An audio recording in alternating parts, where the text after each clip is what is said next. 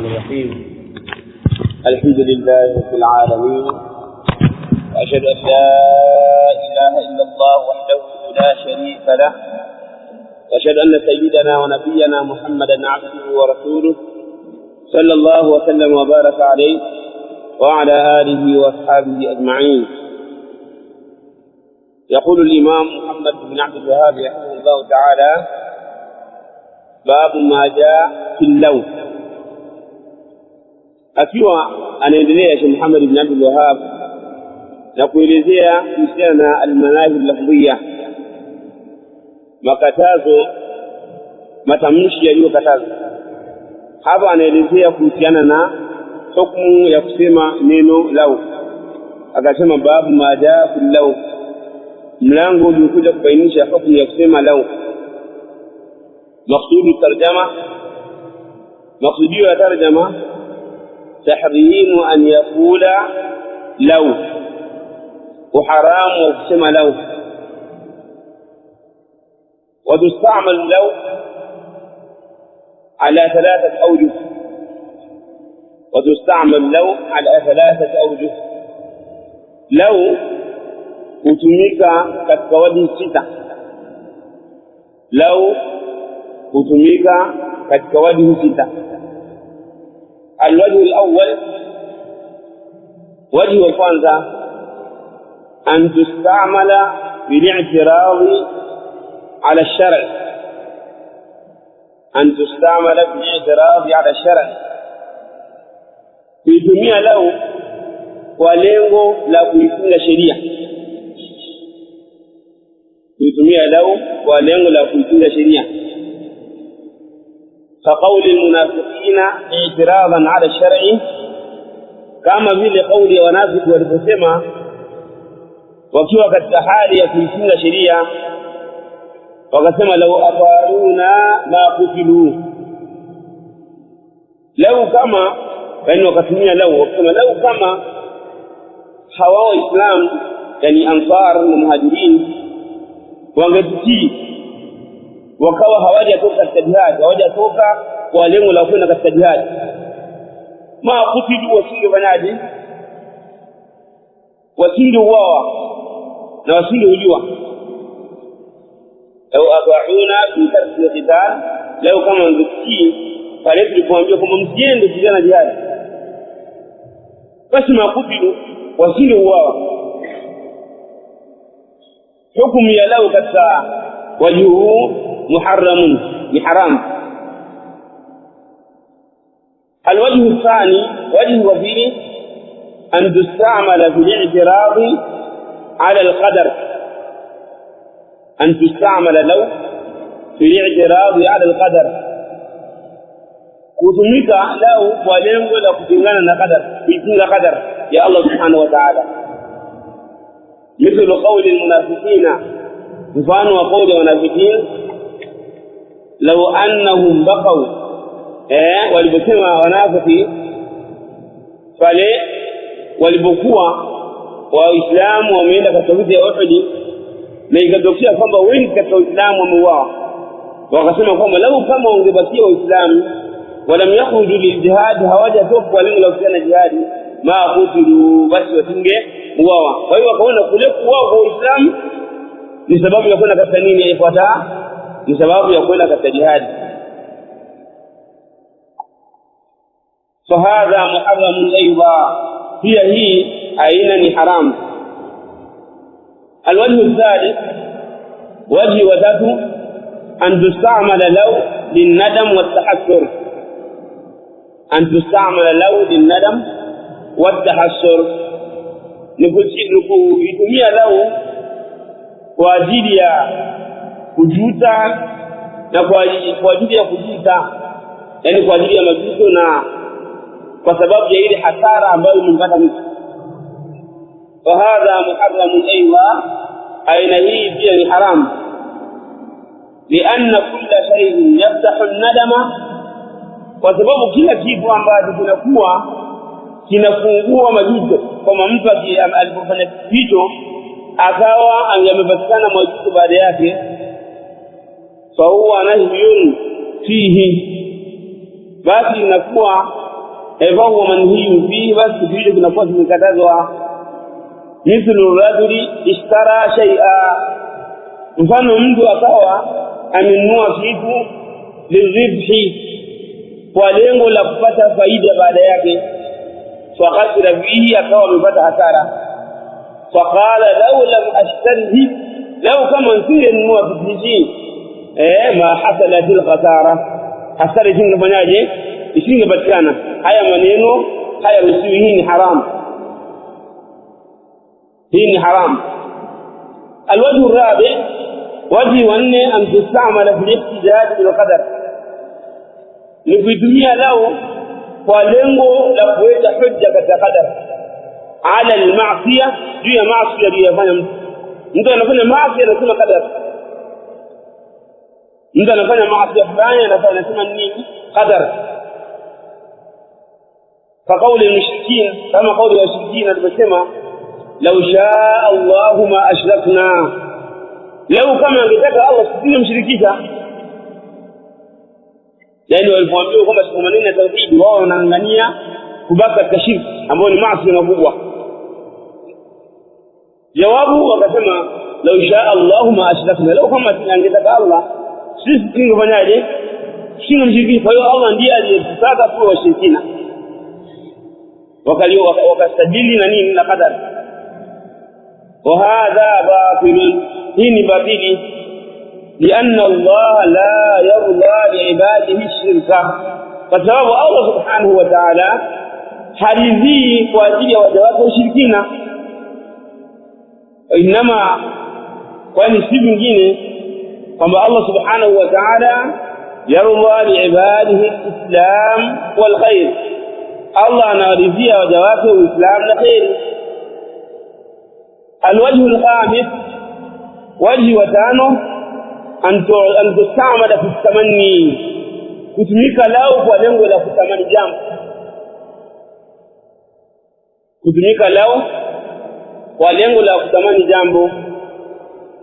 فحكمه حسب المتمني, hukumu yake inarudi kutokana na vile alivyotamani, vile mtamani. In khairan fa khairun, ikiwa khairi ni khairi, ikiwa ametamani khairi basi atapata khairi. Wa in sharran fa sharrun, ikiwa ametamani shari basi atapata nini? Shari. Mithlu rajuli alladhi tamanna mala alghani, mfano mtu ambaye alitamani mali ya mtu tajiri. Alladhi kana yunfiquhu fil khair, tajiri ambaye alikuwa akitoa mali hiyo katika khairi. فقال لو كان لي مالا لفعلت مثل ما يفعل به فلان, akasema leo kama ningekuwa na mali ningeifanya na ningeitumia kama vile anavyotumia fulani. والرجل الثاني, na mtu wa pili, tamanna an law yakuna lahu malun, ametakatamani kwamba leo kama angekuwa na mali la fa'ala bihi mithla ma yaf'alu bihi al-musrif al-ghani al-musrif, kwamba angeitumia hiyo mali kama vile anavyotumia yule tajiri mwenye kufanya israf. فقال عليه الصلاة والسلام فهذا على نيته, au كل واحد منهما على نيته, kwamba kila mmoja atajibu kutokana nini na nia yake. الوجه السادس وجه وسيدة أن تستعمل في الخبر المحض, kutumika lao katika habari ambayo ni ya kawaida, habari ambayo sio ya nadamu, sio ya tahassub, yani habari ya kawaida kama lao kama kadha kadha na kadha, wa habari ambayo haina nini ndani yake. Wa hadha jaizun, na hii ni jaiz. Mithlu قوله, kwa mfano kauli ya mtu anasema lau hadartu darsa yaktasabtu, kama leo kama ningehudhuria darasa ningepata nini? Ningepata faida. Hii ni khabarun mahdhun, ni habari ambayo ni faida ambayo la ba'sa fihi. Naam.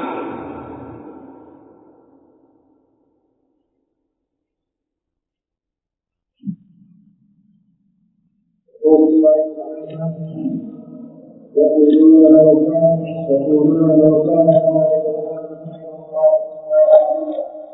الآية وقوله الذين قالوا لله وقعدوا لهم الآية في الصحيح من الرواية رضي الله عنه أن رسول الله صلى الله عليه وسلم يقول العذاب والموت واستعن بالله ولا تحزن وإن أصابك شيء فلا تقل ويحميك عنه وكان كما وصل ولا تقول أمر الله والمساء فإنه لا تفعل الشيطان. نعم.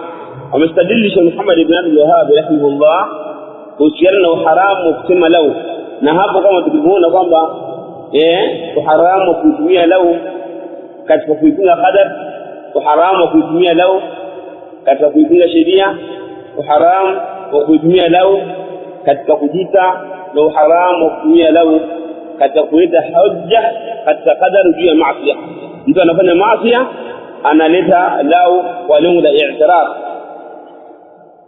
المستدين جيلنا قول الله سبحانه وتعالى البسمة يقولون لو كان لنا من الأمر شيء ونسمع ونافق وما لو كما لو كان لنا لو كما تنجقوا سيسي تنالوا من الأمر كالتجامل أي الأمر للخروج للقتال وما تنجقوا نجامل كالتفتوك ولنقل نين إلى جهاد شيء tunakitu katika kuchagua ay shay'un min al-ikhtiyar katika kuchagua kama sisi tunatoa rai zetu zinasikilizwa ma qutilna hauna tusingeuawa hapa ma qutilna hauna tusingeuawa hapa.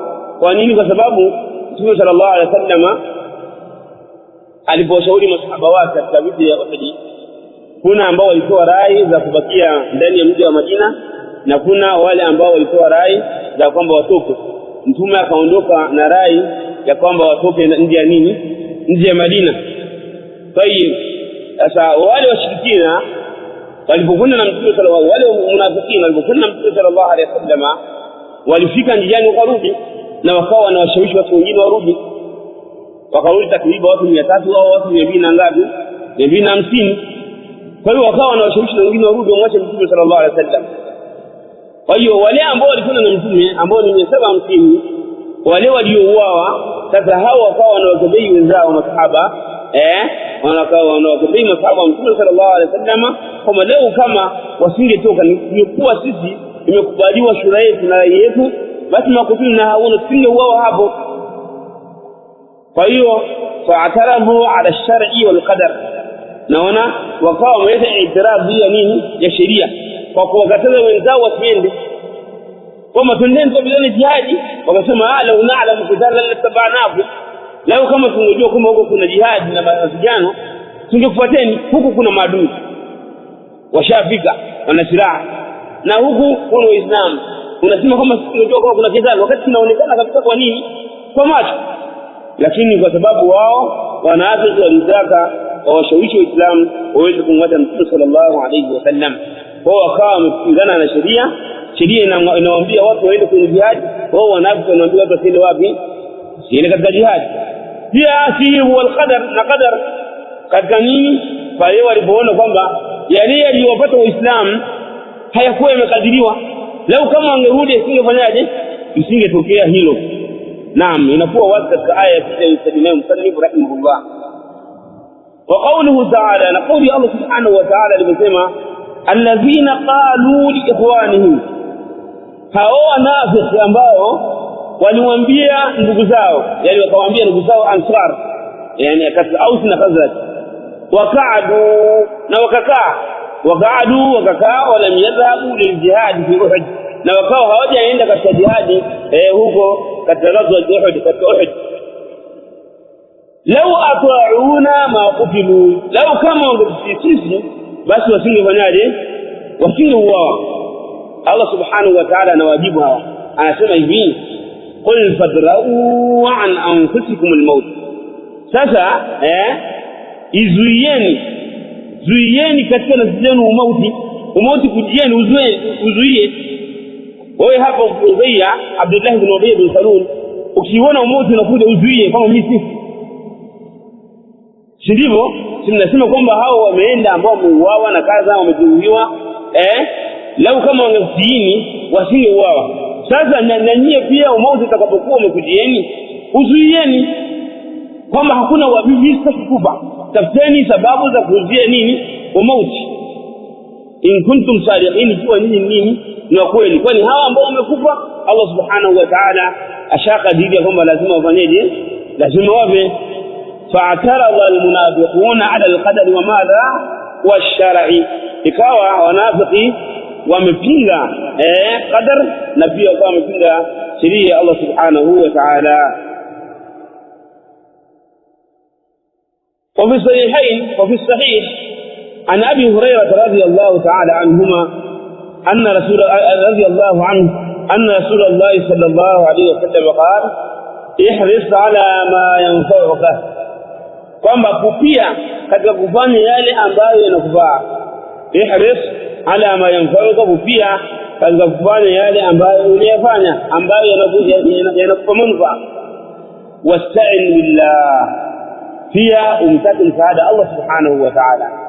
Wala ta'jizan, na wala usishindwe wala ta'jizan, na wala usishindwe ukawa na uvivu katika kulifanya lile ambalo unataka kulifanya. Wa inasabaka shay'un, na ikiwa kimekupata kitu chochote, fala taqul, usiseme law anni fa'altu kadha wa kadha la kana kadha wa kadha, lau kama mimi ningefanya hivi na vile la kana kadha wa kadha, ingekuwa hivi na hivi. Usiseme hivyo. Walakin qul, lakini useme qadarullahi, sema kwamba ni qadari ya Allah subhanahu wa ta'ala, au qaddara Allah, ama qadari ya Allah subhanahu wa ta'ala, wama shaa fa'al, na yale yote ambayo Allah subhanahu wa ta'ala anayataka anayafanya. Fa inna law, kwa sababu law taftahu amala ash-shaytan, inafungua matendo ya shaytan. Wa fihi masail.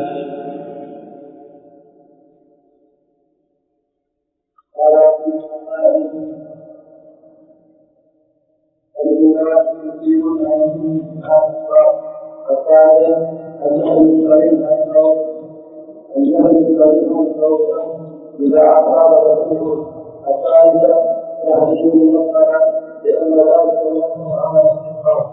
الرابعة الاستخدام للمصنع الحسن.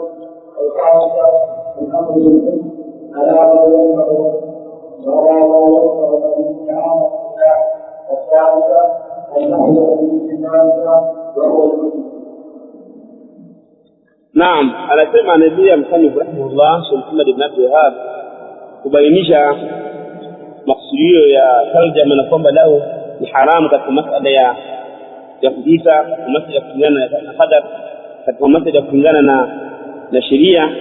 Akasema al-ula tafsiru, wa fi masail al-ula tafsiru al-ayatayn fi Ali Imran wa qad sabaqa tafsiruhuma.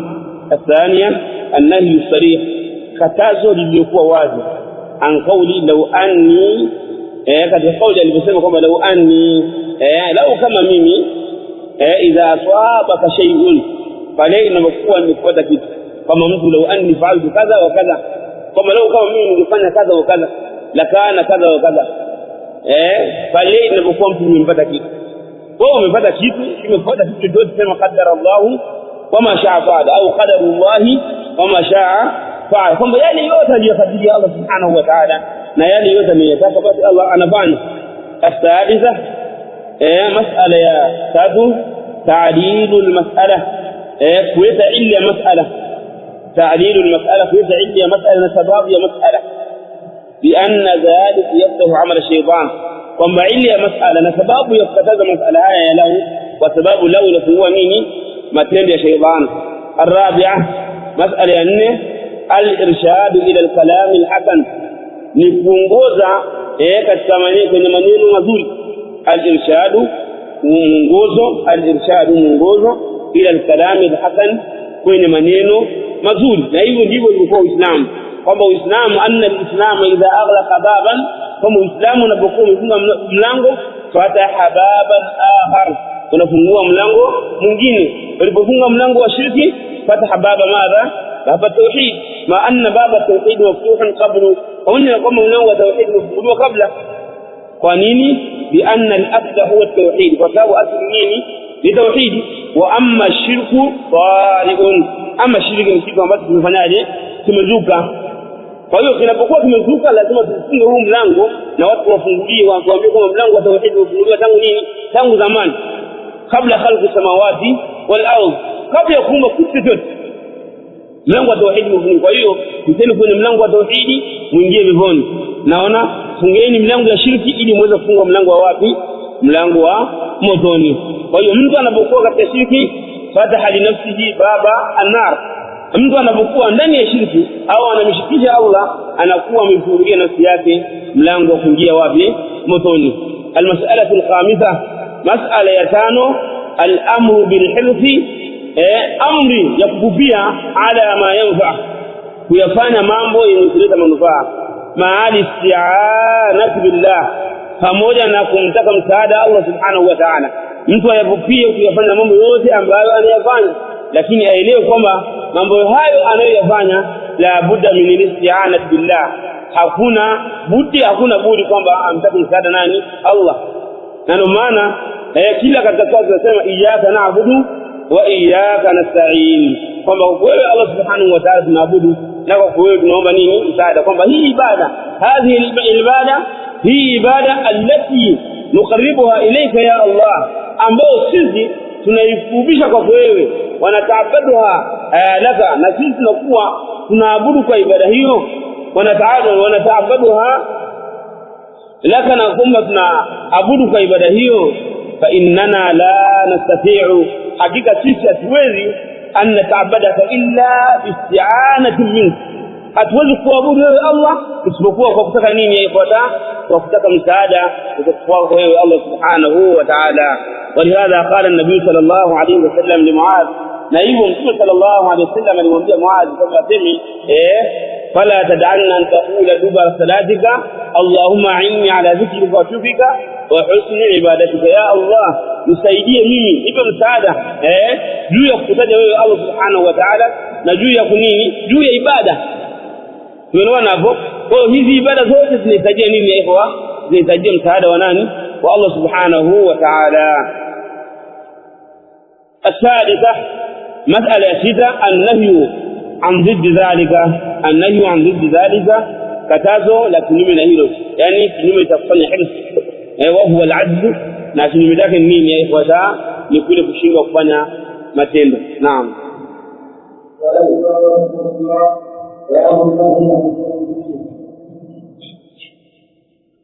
Sheikh Muhammad ibn Abdul Wahhab rahimahullah akiwa anaendelea kuelezea almanahi al-lafdhiyah, makatazo al-alfaz, matamshi yaliyokataza, akaelezea an-nahyu an sabbi rih, katazo an-nahyu haramu au katazo an sabbi rih, la kutukana upepo.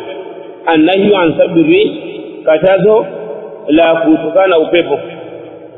Maqsudu tarjama, مقصودية ترجمة تحريم سب الريح، مقصود الترجمة تحريم سب الريح، وحرام وكتكان وبيبو، لأن هذه الريحة فسببه بيبو، لأن هذه الريحة فسببه بيبو مسخرة ومدبرة، unaendeshwa na Allah subhanahu wa ta'ala na umepangiliwa na wewe kupangiwa. Musakharatun, unaendeshwa, wa mudabbara, na umepangiwa wewe kupangiwa. Fa hiya min maqdurati Allah ta'ala, upepo ni katika viumbe vya Allah subhanahu wa ta'ala.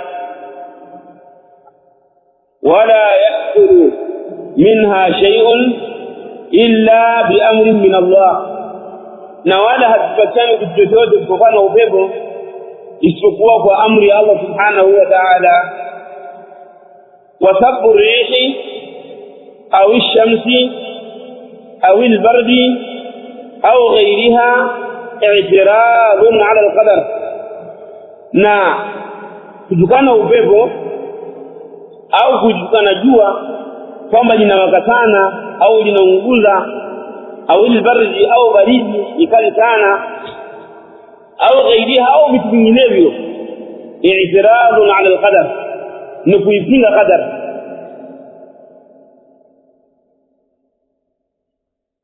فالواجب على العبد لما أمر واجب ومجا أن يكون الإنسان مسلما مستسلما لأمر الله تعالى القدري والشرعي. واجبك مسلم نكوى أو واجبك منادام نكوى يلي مسلم ambaye ni mwenye kujisalimisha kwa amri ya Allah subhanahu wa ta'ala katika vitu alivyoumba wa shar'i na vitu ambavyo ameviwekea sheria. Naam.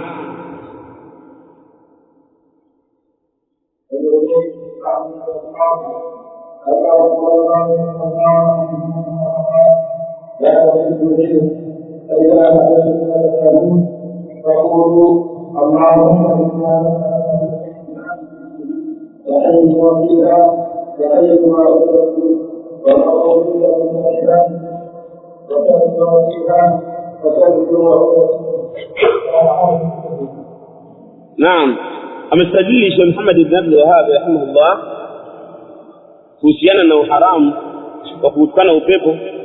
Kasalina hadithi ya Ubay bin Ka'b radiyallahu anhu anna Rasulullah sallallahu alayhi wasallam qala la tasubbu riha, msiutukane upepo. Fa idha ra'aytum ma takrahun, tutakapokuwa upepo umevuma mkaona jambo ambalo linamfikia, faqulu, semeni, yani upepo utakapokuwa umevuma mkaona jambo ambalo mmeliogopea kwamba unaweza ukangoa mimea miti ukavunja nyumba wama ila dhalika, faqulu, kwa mmeogopa semeni Allahumma inna nas'aluka, ya Allah sisi tunakuomba min khairi hadhihi ar-rih, tunakuomba khairi za upepo huu, wa khairi ma fiha, ni khairi ambazo ziko ndani ya upepo huu, wa khairi ma umirat bih, na khairi ambazo upepo umeamrishwa kwa khairi hizo. Wa na'udhu bika min sharri ma hadhihi ar-rih, na tunajikinga kwako ya Allah kutokana na shari za upepo huu, wa sharri ma fiha, na shari za ambazo ziko ndani ya upepo huu, wa sharri ma umirat bih, na shari ambazo zimeamrishwa katika huu upepo, wa sharri ma umirat bih, na shari ambazo upepo huu umeamrishwa. Sahahu Tirmidhi, hadithi amesahihisha al-Imam Tirmidhi. wa maqsudu tarjamati wadih. Naam.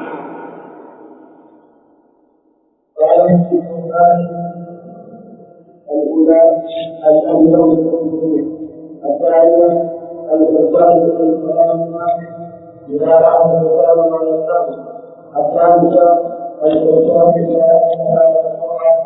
الرابعة أنها يكون الشك وقد يكون بالجهل. نعم.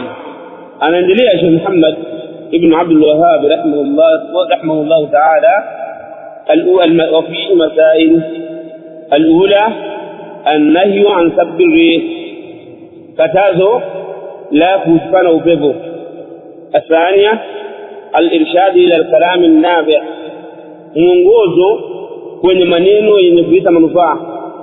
Idha raa al-insanu ma yakrah, mwanadamu atakapokuwa ameona mambo ambayo yanachukiza.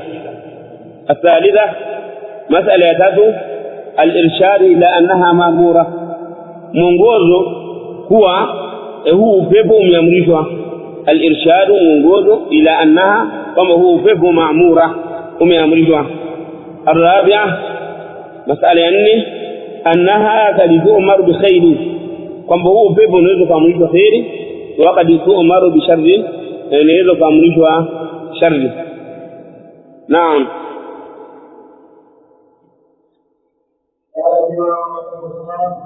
فأمر الله تعالى يظنون بالله غير الحق يقولون هل من شيء وإلا الأمر بالله.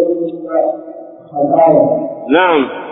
anaendelea Sheikh Muhammad ibn Abdul Wahhab rahimahullah akiwa anabainisha al-alfadh al-manahi al-lafziyya, matamshi ambayo yamekatazwa, na hapa akawa ameelezea mlango ambao yani mlango ambao haufungamani na matamshi, bali unafungamana na mambo ambayo ni haramu, ambayo ni maanawi, mambo ambayo ni haramu, ambayo ni nini, ni maanawi, kama mtu kumdhania Allah subhanahu wa ta'ala vibaya. akaleta mlango unaobainisha kauli Allah subhanahu wa ta'ala aliyosema yadhunnuna billahi ghayra alhaqqi dhanna aljahiliyah, wanadhania wanafiki, yadhunnuna yani mu'minun kwa wanafiki, kama ilivyokuja siyaki ya aya katika sura Ali Imran. yadhunnuna billahi, wanadhania wanafiki kumdhania Allah subhanahu wa ta'ala ghayra alhaqqi, kumja haqi, dhanna aljahiliyah, dhana mbaya za kijahiliya.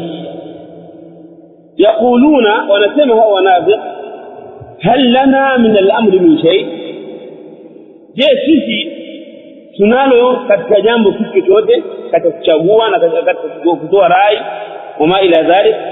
hal lana min al-amri min shay ay fi ikhtiyari li ajli al-dhahab ila ghazwat Uhud, je sisi tuna katika kuchagua na katika kutoa rai kitu chote.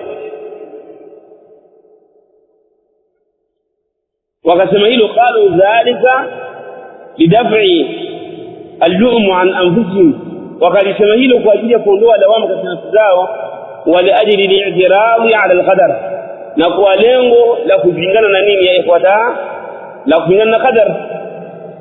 hal lana min al-amri min shay, tunayo katika kuchagua kitu chochote, katika ushauri kitu chochote. qul inna al-amra kulluhu lillah, waambie ewe Muhammad sallallahu alaihi wasallam kwamba jambo lote, shauri lote ni la Allah subhanahu wa ta'ala.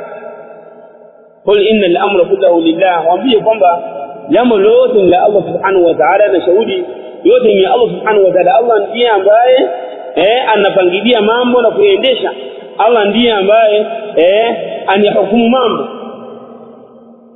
wa qawluhu ta'ala, naam, maqsudu at-tarjama, maqsudia tarjama katika mlango huu,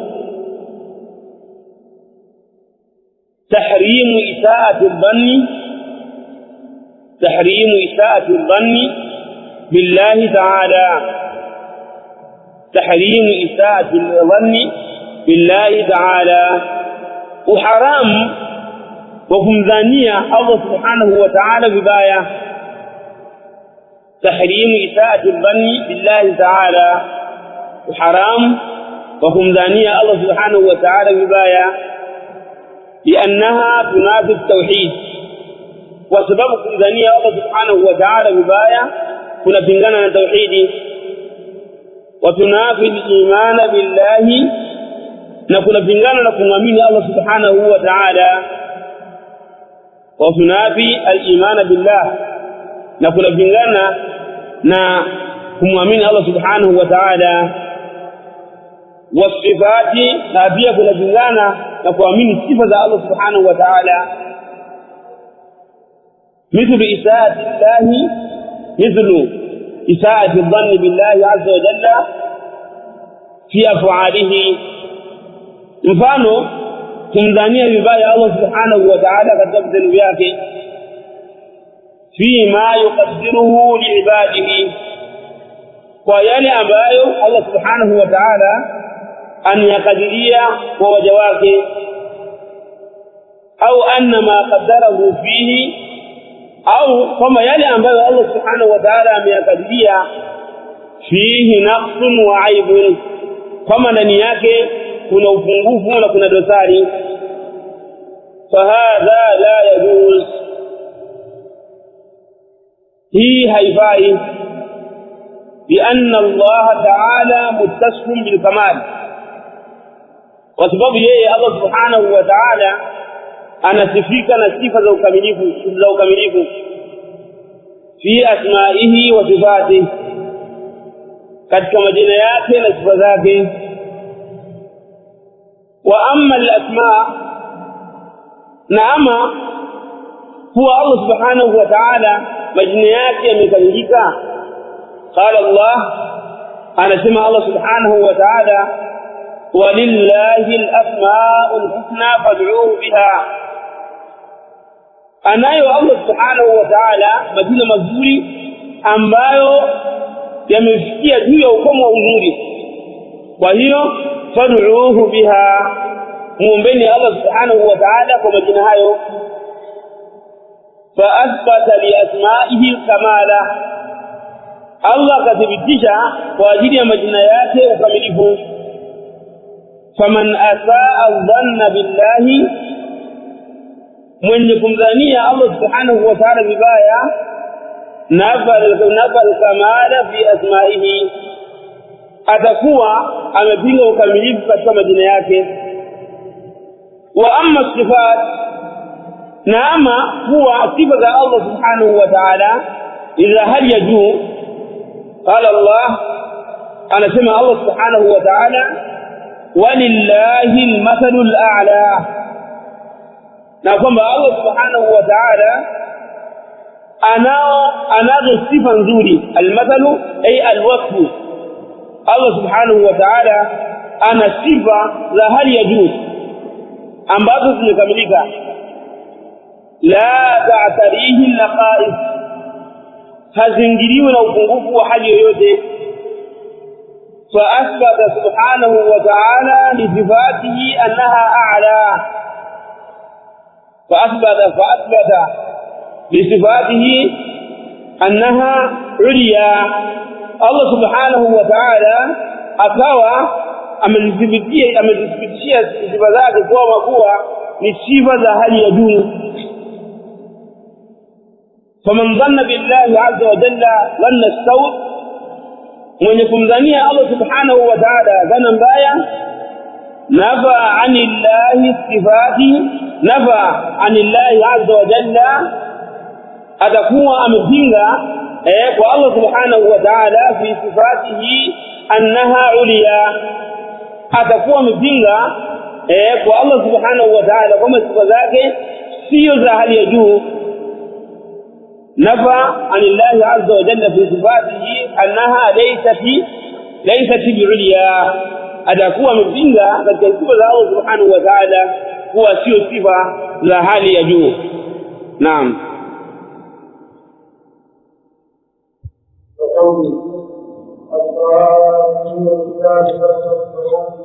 عليه السلام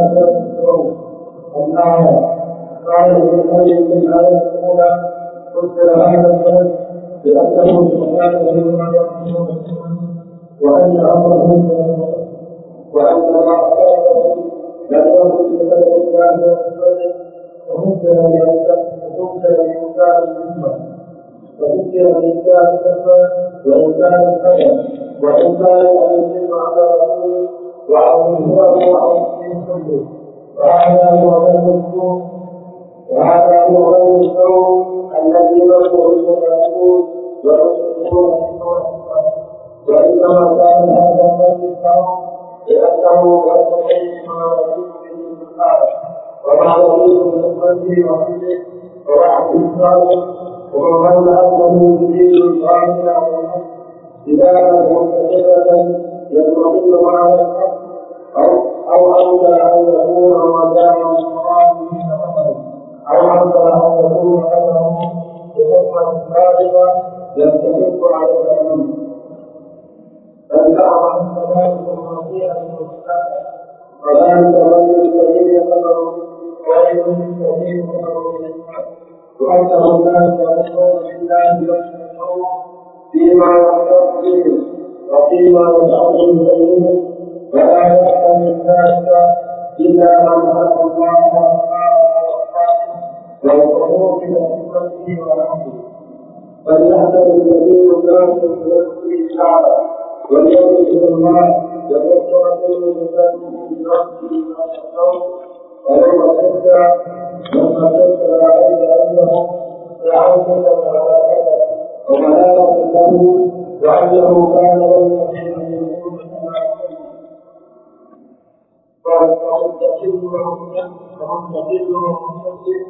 وحسن نفسه أنه ذلك وإن لم يكن هذين من ذي عظيما وإلا فإن الله نعم. أنا استدل شيخ محمد بن عبد الوهاب رحمه الله تعالى عليه ورضوانه kuhusiana haramu kwa kumdhania Allah subhanahu wa ta'ala vibaya.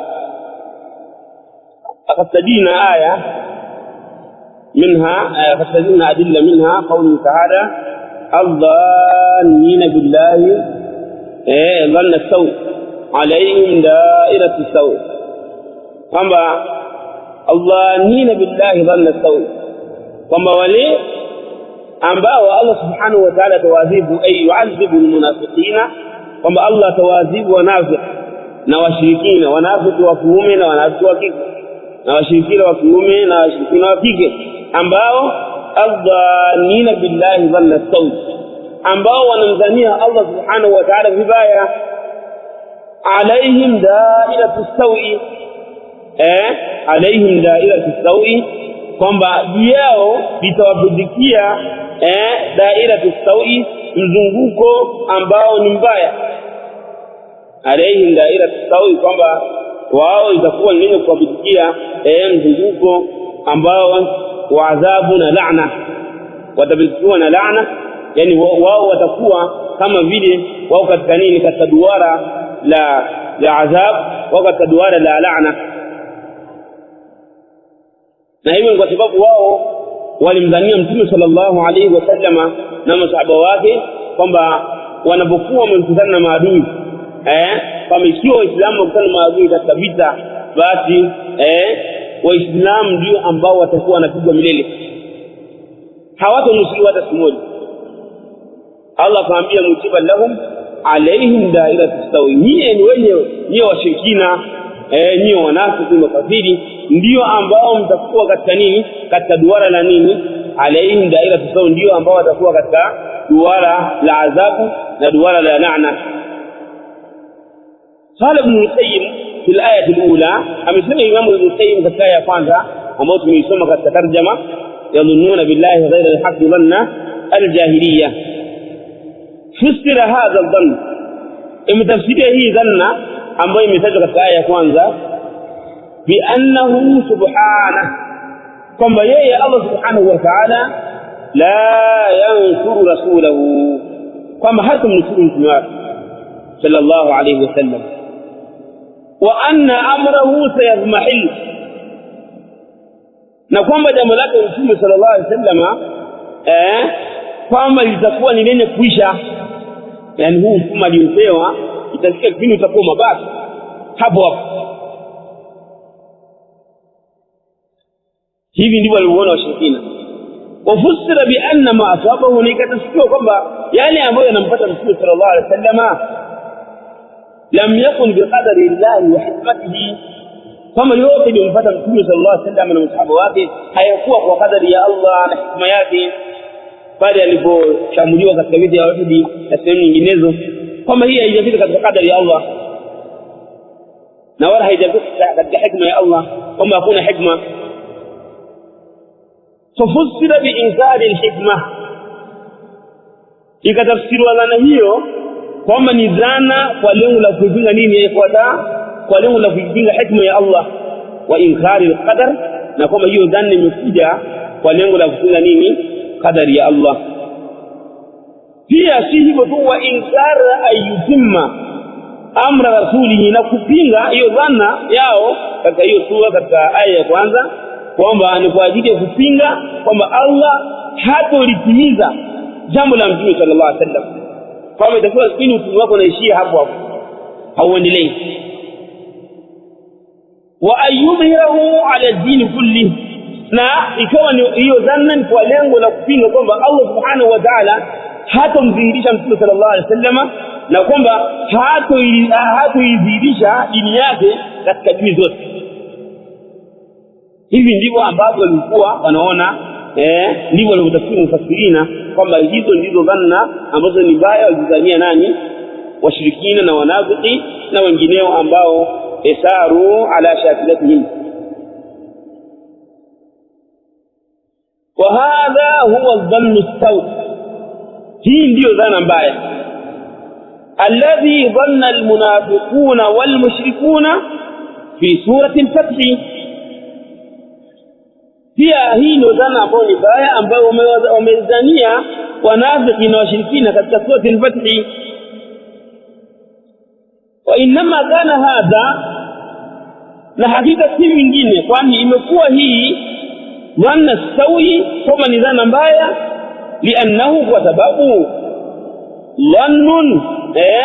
dhannu ghairi ma yaliqu bihi subhanahu, dhannu ghairi ma yaliqu bihi subhanahu ni dhanna ya yale ambayo hayaendani na Allah subhanahu wa ta'ala, hayaendani na Allah namna alivyo, kwamba Allah simnusuru mtume sallallahu alaihi wasallam, Allah siwanusuru mawali wake masahaba mtume sallallahu alaihi wasallam. Hivi iwe ni dhana nzuri. pia imekuwa ni dhana mbaya kwa sababu wama yaliku bihikmatihi wa hamdihi wa wa'di as-sadiq, kwa sababu hii ni dhana ambayo haiendani na yale ambayo yanaendana na hikma ya Allah subhanahu wa ta'ala wa hamdihi, na hamdi zake sifa zake Allah subhanahu wa ta'ala za hadi ya juu, wa wa'dihi as-sadiq, na ahadi yake ilikuwa ya kweli kwamba Allah wala yansuranna Allahu man yansuruhu, kwamba Allah atamnusuru yeye mwenye kufanyaje, mwenye kumnusuru.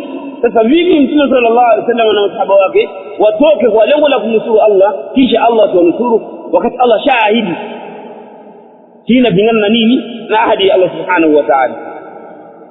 Allah shamwahidi mtume sallallahu alaihi wasallam, inna lanansuru rusulana walladhina amanu, sisi tunawanusuru na kwa hakika kabisa tunawanusuru mitume wetu, walladhina amanu, na wale ambao wameamini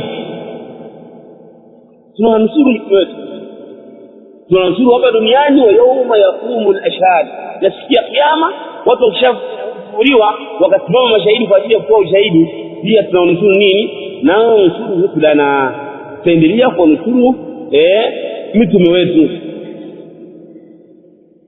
anaendelea Sheikh Ibn Qayyim rahimahullah anasema, faman dhanna annahu yudiru al-batil ala al-haqq idalatan mustaqilla, mwenye kudhania kwamba annahu yudiru al-batila, kwamba yeye anabadilisha batili ala al-haqq, hiyo batili akaibadilisha ikawa juu ya haki, idalatan mustaqilla, kubadilisha ambapo kumeepukana na mashia ya Allah, kumeepukana na kadari ya Allah, kwamba kwenye huko kuvyake vyake, kwamba yeye kama yeye mwenyewe nafsi yake anaweza kuibadilisha haki juu ya batili bila kupatikana hikma ya Allah, bila kupatikana makadiri ya Allah. Yadhmahillu ma'aha al-haq, basi huyo aelewe kwamba haki itamuondokea. Yadhmahillu ay yazulu ma'aha al-haq. naam, niwezi mara ukhra, faman dhanna, mwenye kudhania annahu yudiru al-batila, kwamba ataibadilisha batil ala al-haqi, juu ya haki, idalatan mustaqirra, kama kubadilisha ambako kumepana kadari. Yadhmahillu ma'aha al-haqq, kama kubadilisha ambako kunaondokana pamoja naye haki, kama kule kubadilisha kwake itaondoka haki kwa huko kubadilisha. Au ankara an yakuna majara, au akawa amepinga kwamba hayo yote yaliyopita na yale yote ambayo yamepatikana na yale yote ambayo yamempata mwanadamu katika khairi au katika shari, bikallahi wa qadarihi, kwamba akapinga kwamba yamepita katika kadari ya Allah subhanahu wa ta'ala na yamepita katika nini, katika makadirio yake Allah subhanahu wa ta'ala. Au ankara an yakuna, au akapinga kuwa, au ankara an yakuna, au akawa amepinga kuwa an yakuna qadaruhu bi hikmatin baligha, au akawa amepinga kwamba kadari yake, au an yakuna bi qudratin, au ankara an yakuna au akawa amepinga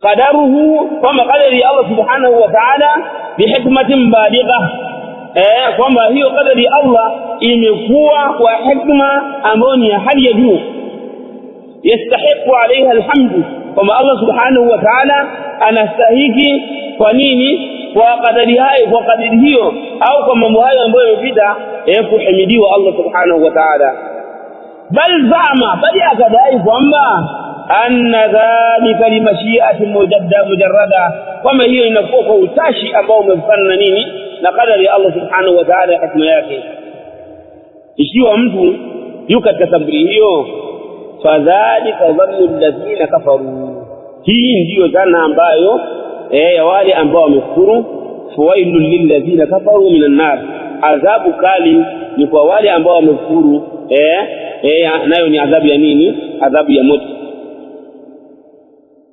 wa aktharun nas na watu wengi wa aktharun nas na watu wengi yadhunnuna billahi dhanna as-sawi huwa wanamdhania Allah dhana mbaya fima yahtassu bihim kwa yale mambo ambayo wanahusika nayo wa fima yafaluhu bighayrihim na kwa yale ambayo Allah subhanahu wa ta'ala anawafanya wengineo ambao si yeye yani mtu yakimpata mambo anamdhania mbaya Allah na watu wengine wakipata mambo mengine yeye pia anafanyaje anamdhania mbaya Allah subhanahu wa ta'ala anasema Imam Ibn Qayyim rahimahullah ta'ala wala yaslam min dhalik na wala hatasalimika katika hili wala yaslam min dhalika na wala hatasalimika na hili illa man arafa Allah isipokuwa yule ambaye amtambua Allah wa asma'ahu na majina yake wa sifatihi na sifa zake wa mujiba hikmatihi wa hamdihi na yale yote ambayo yanawajibisha hikma za Allah yanalazimiana na kuwajibisha hikma ya Allah subhanahu wa ta'ala wa mujiba hikmatihi na kama jua yale mambo ambayo yanawajibisha kupatikana hikma za Allah subhanahu wa ta'ala wa hamdihi na hamdu zake na sifa zake Allah subhanahu wa ta'ala فليعتني اللبيب الناصح لنفسه بهذا basi azingatie na atilie umuhimu faliyatani atilie umuhimu allabibu mwenye akili annasihu ambaye ni mwenye kunasihi binafsihi nafsi yake bihadha jambo hili kwamba haifai kumdhania Allah subhanahu wa ta'ala vibaya waliyatub ila Allah na tubie kwa Allah subhanahu wa ta'ala wayastaghfiruhu na muombe msamaha Allah subhanahu wa ta'ala min dhannihi bi rabbih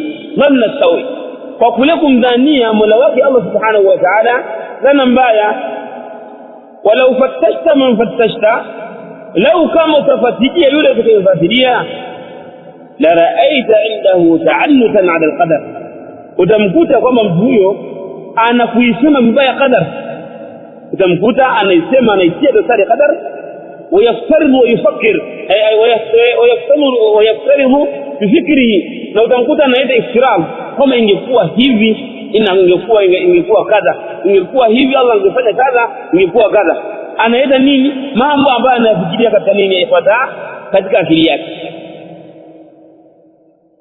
tayib pia si hilo tu utamkuta mtu huyo wa malamatan lahu utamkuta anailaumu kadara na mlaumu Allah kama kwa nini Allah anafanya kaza kwa nini anafanya kaza wa annahu kan yambaghi an yakuna kaza wa kaza na kwamba ilikuwa inatakiwa hivi iwe hivi yani anaanza kumkosoa nani Rabbul Izzati subhanahu wa ta'ala fa mustaqillun utakuta kuna mwingine ambaye analeta lawama kama hizo na hiyo ta'annut anaisema vibaya kadari kwa uchache wa mustakbir na mwingine anafanya kwa wingi fatish nafsak ifuatilie nafsi yako sasa usianze kumfuatilia mtu mwingine kwanza kwa sababu mambo haya ni magumu kwanza ifuatilie nini ifuatilie nafsi yako kuna kitu kinaitwa an-naqdu dhati ifuatilie nafsi yako ili uikosoe fatish nafsak ifuatilie nafsi yako hal anta talimun je wewe umesalimika na kumkosoa Allah subhanahu wa ta'ala kumdhania vibaya anaendelea Ibn Qayyim rahimahullah ta'ala fa in tanju minha na ikiwa utasalimika na utaokoka na hii dhana minha na hii tatizo, fa in tanju minha, na ikiwa utaokoka na tatizo hili na utasalimika na tatizo hili, tanju min dhi adhima, basi elewa kwamba umeokoka na umesalimika na jambo ambalo ni kubwa sana. Wa in tanju minha, na ikiwa utaokoka na jambo hili la kumdhania Allah subhanahu wa ta'ala, la isaati dhanni billah, tanju min dhi adhima, utakuwa umeokoka na umesalimika na jambo kubwa. Wa illa, na kama hujaokoka na hili, wa illa, na kama hujasalimika na hili, fa inni, hakika mimi, la ikhaluka nadia, sidhani kama utaokoka siku ya kiyama na moto wa Allah subhanahu wa ta'ala. La ikhaluka nadia, sidhani kwamba utaokoka na moto wa Allah subhanahu wa ta'ala. Wa fihi masail.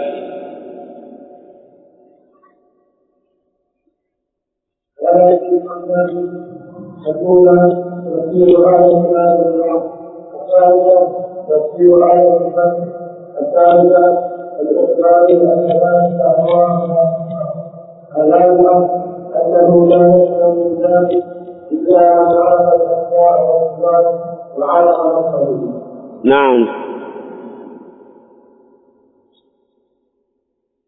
أنا ندري يا شيخ محمد بن صالح العثيمين أحمد، أنا ندري يا شيخ محمد ابن عبد الوهاب رحمه الله آسم فيه مسائل. الأولى تفسير آية آل عمران وقد سبق تفسيرها. الثانية تفسير آية الفتح وقد سبق تفسيرها أيضا. الثالثة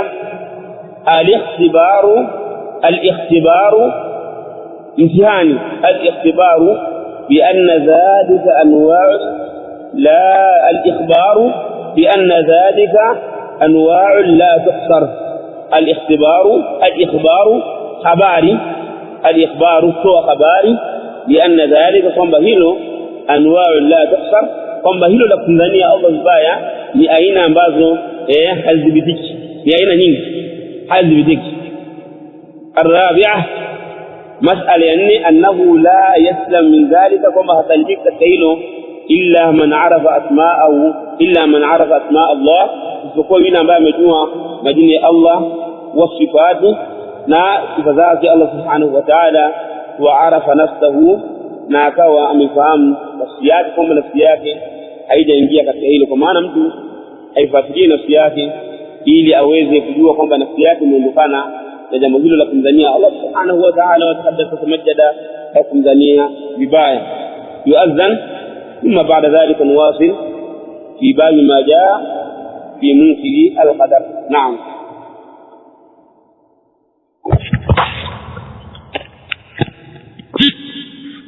في منكر القدر. نعم. أنا ندي محمد بن عبد الوهاب رحمه الله تعالى kuhusiana na masala ambayo ni al-alfadh al-manahi al-lafziyya, al-manahi al-lafziyya, kwamba matamshi ambayo yamekatazwa. Akawa hapa hajataja ni matamshi yasiyo yametaja masala ambayo ni maanawiyya, ambayo mwanadamu anapokuwa ameyatinga imma atakuwa ni kafir khariji min millati al-islam, atakuwa ni kafiri ambaye ametoka katika Uislamu. Akaelezea babu majaa fi munkiri al-qadar, mlango uliokuja kuhusiana na hukumu ya yule mwenye kupinga qadar, mlango uliokuja kubainisha hukumu ya yule mwenye kupinga qadar. Maqsudu tarjama, maqsudi ya tarjama kama huu ذكر الأدلة التي جاءت لبيان التهديد الغليظ على من أنكر القدر. ذكر الأدلة التي جاءت لبيان التهديد الغليظ على من أنكر القدر. مقصودية ترجمة كنغهو ni kutaja dalili ambazo zimekuja kwa lengo la kubainisha vitisho vikali juu ya yule mwenye kupinga qadar.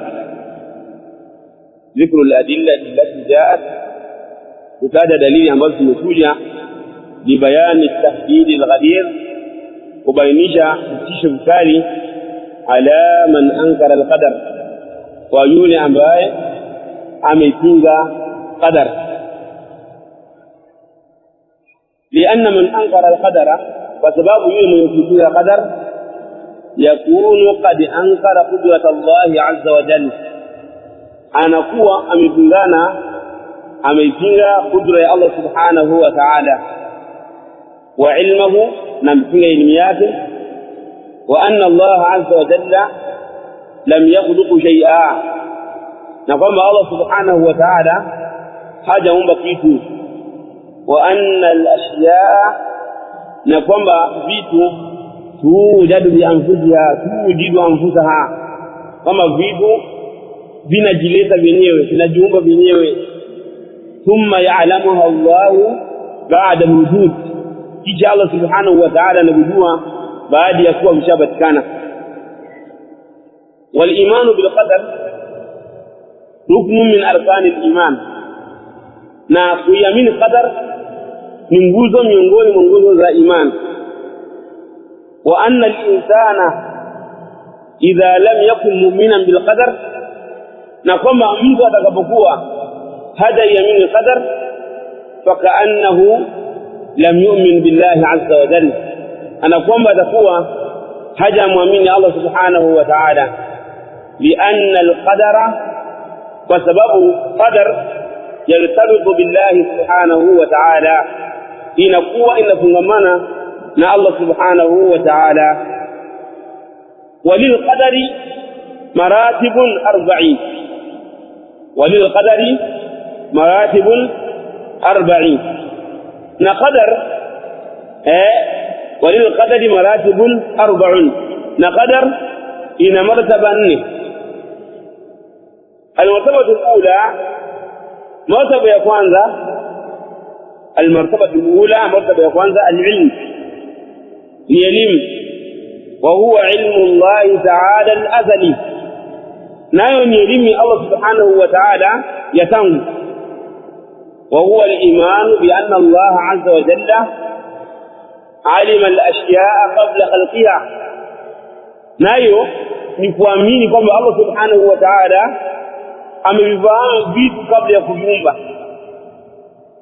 wa ba'da khalqiha au hina khalqiha na bale alipoumba Allah subhanahu wa ta'ala wa ba'da khalqiha na baada ya kuwa Allah subhanahu wa ta'ala ameviumba fa ilmu Allah azza wa jalla al-azali kwamba elimu ya Allah subhanahu wa ta'ala ambayo ni ya tangu yajibu al-iman bihi ni wajibu kuamini elimu hiyo wa huwa mutaalliqun bi qadari Allah azza wa jalla na elimu hii inafungamana na qadari ya Allah subhanahu wa ta'ala الدرجة الثانية درجة بيلي الدرجة الثانية درجة بيلي الكتابة نكوانديكا الكتابة نكوانديكا وهو أن الله عز وجل ناين نقوم الله سبحانه وتعالى كتب الأشياء kwamba Allah kataba ma alimahu subhanahu wa ta'ala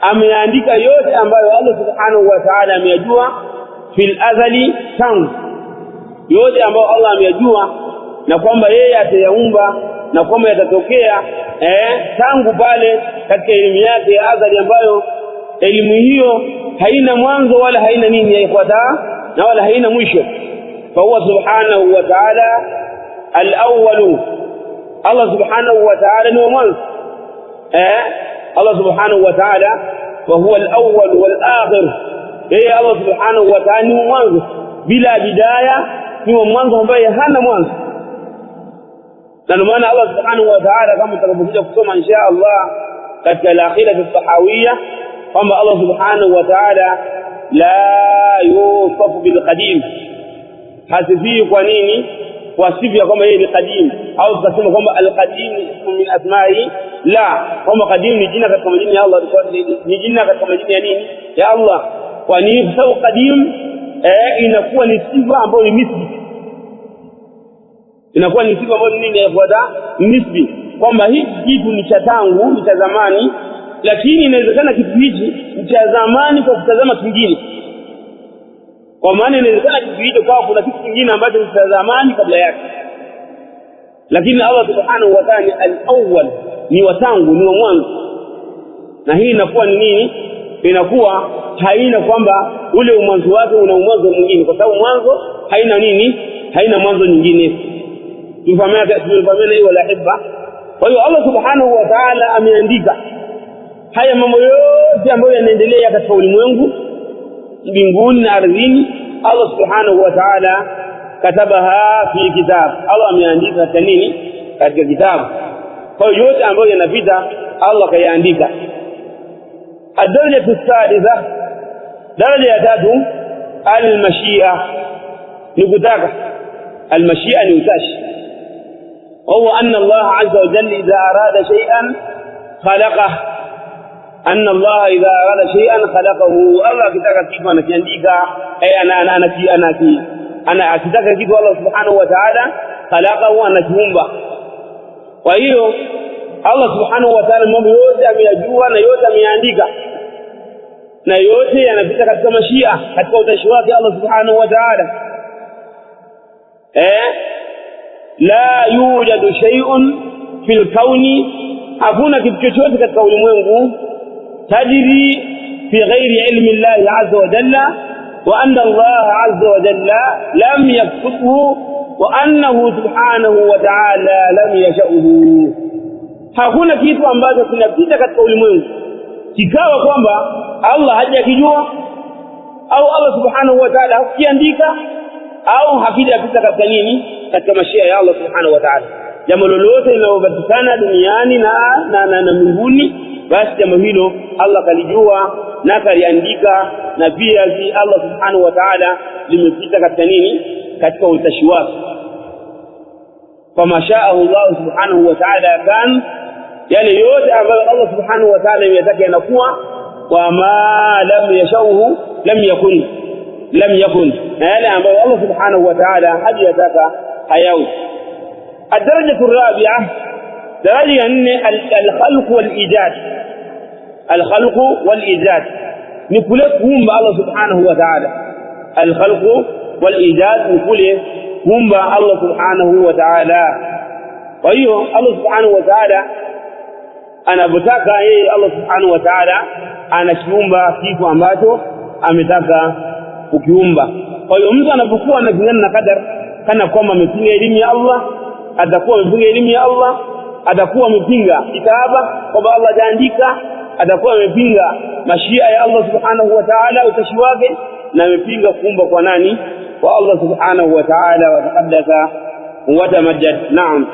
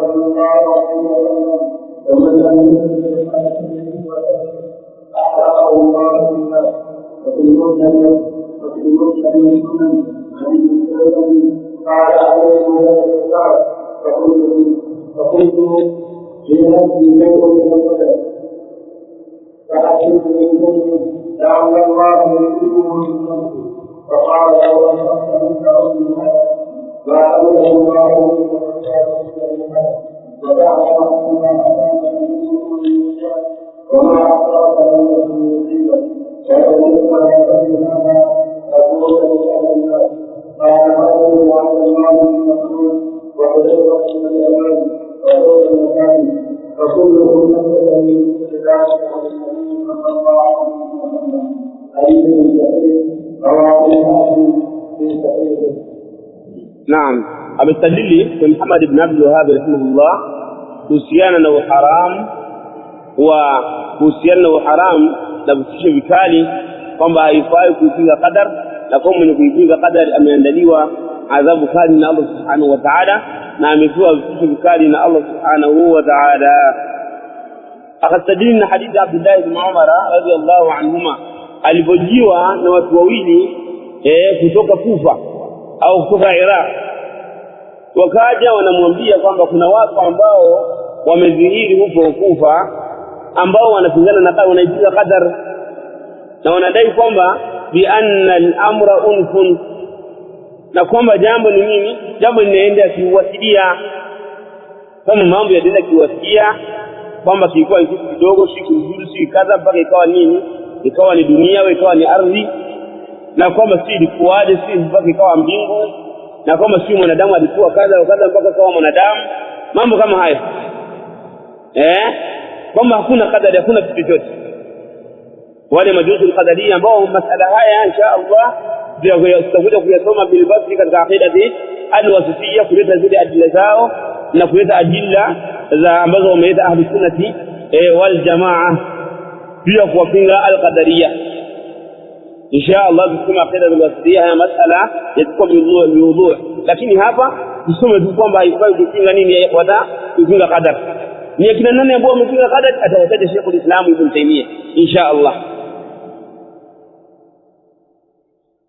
Anasema sasa watu walipomwambia kwamba kuna watu wamedhihiri Kufa wanapinga qadar, Abdullah ibn Umar radhiyallahu anhu akamwambia kwamba nendeni mkawaambie kwamba waambie kwamba anni bari'un minhum wa hum bura'u minni, waambie kwamba mimi niko mbali na wao, najitenga nao, na wao wako mbali na mimi, wako mbali na mimi. والذي نفس ابن عمر بيده، naapa kwa yule ambaye nafsi ya Abdullah ibn Umar iko mikononi mwake, ni Allah subhanahu wa ta'ala.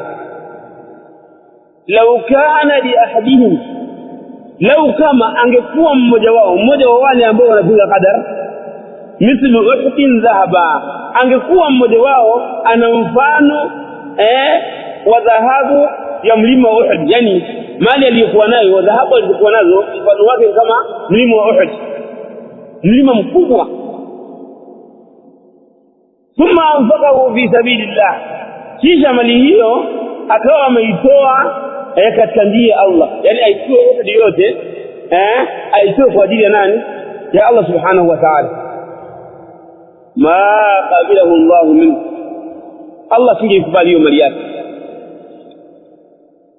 hata yu'mina bil qadari, mpaka yaamini qadar, aamini kwamba mambo yanapita katika elimu ya Allah, yanapita katika yameandikwa na Allah, yanapita katika mashia Allah anayataka ndio yanakuwa, kwamba Allah ndiye anayeumba mambo yote, mambo yanapita katika wasilia, mambo yote Allah ndiye anayeumba, ndiye anayeumba, mpaka aamini qadar. ثم استدل بقول النبي صلى الله عليه وسلم في عبد الله بن عمر وقد تدين من الناس وقول يمتون محمد صلى الله عليه وسلم الكتمة الإيمان أن تؤمن بالله وملائكته، نكمن الله وملائكته وكتبه نبتوبياته ورسله نمتمياته واليوم الآخر نسبي أمويشه، وتؤمن بالقدر خيره وشره، نكو يمين قدر خيرياته نميني نشرياته. فأيوه أبا ikawa kuamini qadar ni ruknu min arkani madha, min arkani al-iman, na mtu atakapokuwa aliamini qadari hatakuwa katika Uislamu. Rawahu al-Imam Muslim. Wa al-Ubadah ibn Samit radiyallahu anhu annahu qala libnihi, kwamba alimwambia huyu, anamwambia mwanae, huyu anamwambia nani? Anamwambia mwanae, na hii katika tarbia kwamba mtu asibaki kwamba kila siku hawa akaina watu kuhusia khairi, akuwafahamisha mwite mwanao muhusie, ite familia yako yuhusie khairi. Inawezekana mwanao kaa hii kadari haijui, hajui kama lazima aamini kadari. Usione sababu au kaona namna kwamba kuyoita familia yako waambia masala ya nini, masala ya dini au kadhalika, kama wanajua. Hata kama wanajua basi wakukoteze katika hilo, wawekee mkazo katika hili ili waendelee kufanyaje, kujua kwamba wewe uko katika msimamo huu na huu ndio msimamo uliokuwa nini, ulikuwa sahihi. Ili usije kawa wewe uko umesimama katika mstari sahihi lakini familia yako yote kuanzia mkeo mpaka mwisho hawajasimama katika nini, katika mstari sahihi. Kwa hiyo hapa Ubadah ibn Samit radhiyallahu anhu anamhusia mwanae huyu ambaye ni sahabiyun jalil, anasema ya bunayya, ewe mwanangu, innaka lan tajida ta'ama al-iman, hakika wewe hutopata ladha ya iman, hatta ta'lama, mpaka ufahamu, anna ma asabaka lam yakun liyukhtiak, kwamba yale yaliyokupata hayakuwa ni yenye kukukosa. Kwamba kwamba ulikuwa unaenda sehemu mathalan ukagongwa mathalan au ukapata la kupata, si kwamba ile ambalo limekupata katika khairi lam yakun liyukhtiak, kama alikuwa ni yenye kukosa khairi utakayoipata au shida utakayoipata, kwamba si kwamba ilikuwa nini kukosa. Useme kama mimi nimesevu kwamba nilipokuja kaza mimi nikaruka, hakuna kitu kama hicho. Lazima itakidi kwamba kitu hicho kimepita katika kadari ya Allah. Wama akhtaka, na lile lilokosa katika khairi au katika shari, lam yakun liyusibaka, alikuwa lenye kufanyaje, lenye kupata. Kama bwana na mimi ningeenda ningepata, hapana. Allah subhanahu wa ta'ala lam yuqaddir dhalika, jakadiria hivyo. Kwa nini? Kwa sababu sami'tu Rasulullah sallallahu alayhi wasallam yaqul, kwa sababu nimemsikia Mtume sallallahu alayhi wasallam anasema, inna awwala ma khalaqa Allahu al-qalam, hakika jambo la mwanzo kuumba Allah subhanahu wa ta'ala ni kalamu. Na hapo kuna akwali za maulama kwamba kalamu ndio iliyoumba ikiwa ya mwanzo au sio. Kauli kwamba kalamu ndio kwanza kuumbwa, hii ni kauli miongoni mwa kauli za maulama. Na kauli kwamba awwalu ma khalaqa Allahu wa umira, awwalu ma khalaqa Allahu wa amara bil kitaba al-qalam, jambo la kwanza aliloumba Allah subhanahu wa ta'ala na akajiamrisha kuandika ni nini? Ni kalamu. Wale wakasema kwamba si kwamba kalamu ilikuwa ni ya nini, ni ya mwanzo. Umeona hapo kauli mbili, hata kauli za maulama. Kwa hiyo Allah aliumba kalamu, faqala lahu, akaiambia uktub, andika. Faqala rabbi, akasema kalamu, ewe Mola wangu, wa madha aktub, kama niandike nini? Qala uktub maqadira kulli shay'in, akasema andika makadiria kila kitu, hatta taquma as-sa'atu, mpaka kiyama kifanyeje ya ikhwata, mpaka kiyama kisimame. Ya bunayya, ewe mwanangu, sami'tu Rasulullah sallallahu alaihi wasallam yaqul, nimesikia Mtume sallallahu alaihi wasallam anasema, man mata ala ghairi hadha, mwenye kufa katika itikadi isiyokuwa hii. Man mata ala ghairi hadha, mwenye kufa katika imani isiyokuwa hii,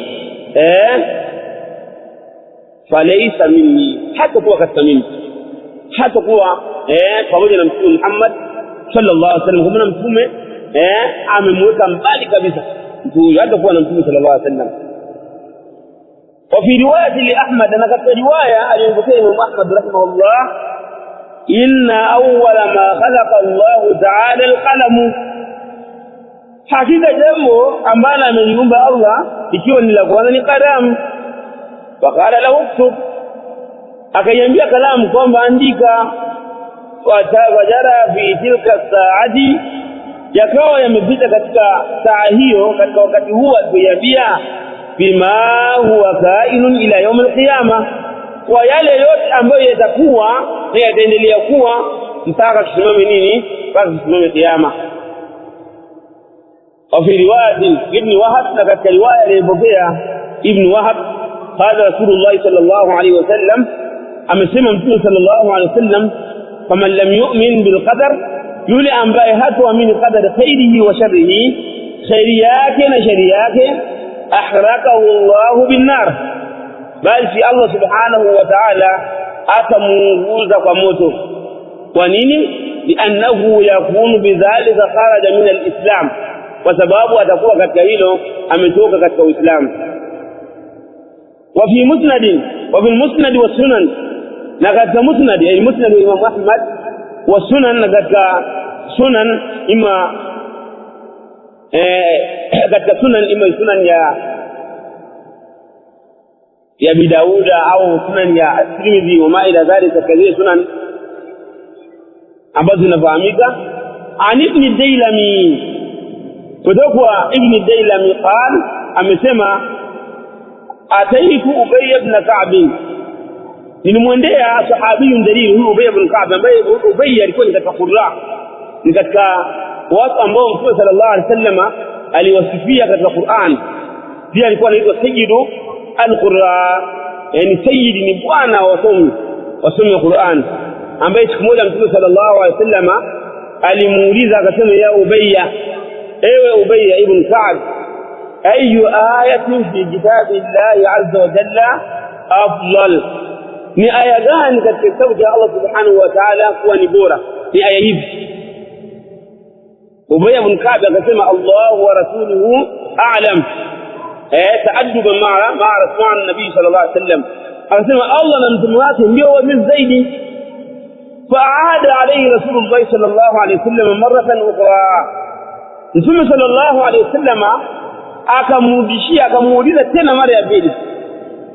Alipomuuliza mara ya pili, Ubay akajua kwamba mtume anataka afanyeje, anataka alete ijtihad, ajitahidi katika nini, katika Qur'ani, ili kuweza kumuelezea aya ambayo ni bora, ambayo ni a'lam, aya ambayo ni kubwa katika Qur'an. Faqala Ubay ibn Ka'b, akasema Ubay ibn Ka'b, ayatul kursi, Allahu la ilaha illa huwa al-hayyul qayyum, akasema ni ayatul kursi, Allahu la ilaha illa huwa al-hayyul qayyum. Faqala sallallahu alayhi wa sallama, liyahnika al-ilma Abul Munzir, kwamba hongera kwa elimu hii Abul Munzir al-hadith. Kwa hiyo huyu Ubay ibn Ka'b ni katika masahaba ambao walikuwa na elimu ya kujua Qur'ani sana, na pia ni katika wapokezi ambao wameipokea Qur'ani kamili kutoka kwa Mtume Muhammad sallallahu alayhi wa alihi wa sallam. Tayeb, huyu tabi'i ambaye ni Ibn Dailami anasema kwamba nikamwendea Ubay ibn Ka'b, nikamwambia fakulu, nikasema fi nafsi shay'un min al-qadar, katika nafsi yangu kuna kitu kinaingia katika qadar, kuna kitu fulani kinaingia katika qadar. Fahadithni bi shay'in la'alla Allah yudhihibuhu min qalbi, basi nipe ni hadithi katika qadar.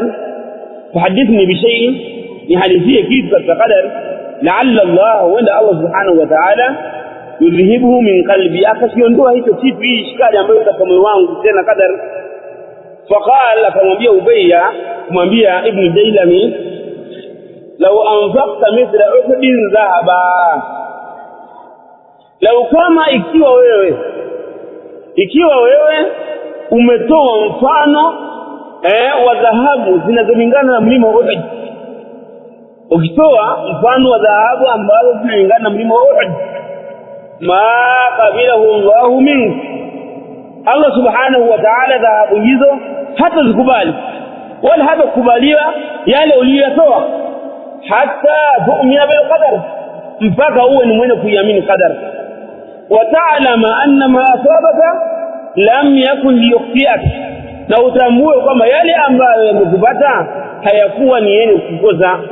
Wama akhtaaka, na yale yaliyokosa lam yakun liyusibak, hayakuwa ni yenye kukupata.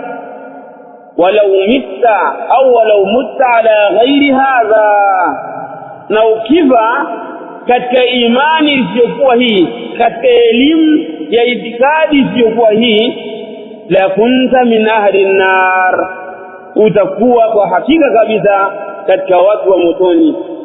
Qal, anasema Ibn al-Dailami rahmatullahi ta'ala alayhi, فأتيت عبد الله بن مسعود nikamwendea Abdullah bin Mas'ud wa Hudhayfa ibn al-Yaman, na nikamwendea Hudhayfa ibn al-Yaman wa Zaid ibn Thabit, na nikamwendea Zaid ibn Thabit, فكلهم حدثني بمثل ذلك عن النبي صلى الله عليه وسلم. wote hao wakanihadithia haya au mfano wa haya kutoka kwa Mtume sallallahu alayhi wasallam. hadithun sahihun rawahu al-Hakim fi sahihihi, hadith sahihi ambayo amepokea al-Imam al-Hakim katika sahihi yake. Kwa hiyo al-iman bil qadar huwa ruknun rakin min arkani billahi, min arkani al-iman. kuamini qadar ni nguzo ambayo ni kubwa miongoni mwa nguzo za iman. Naam, wa fihi masail.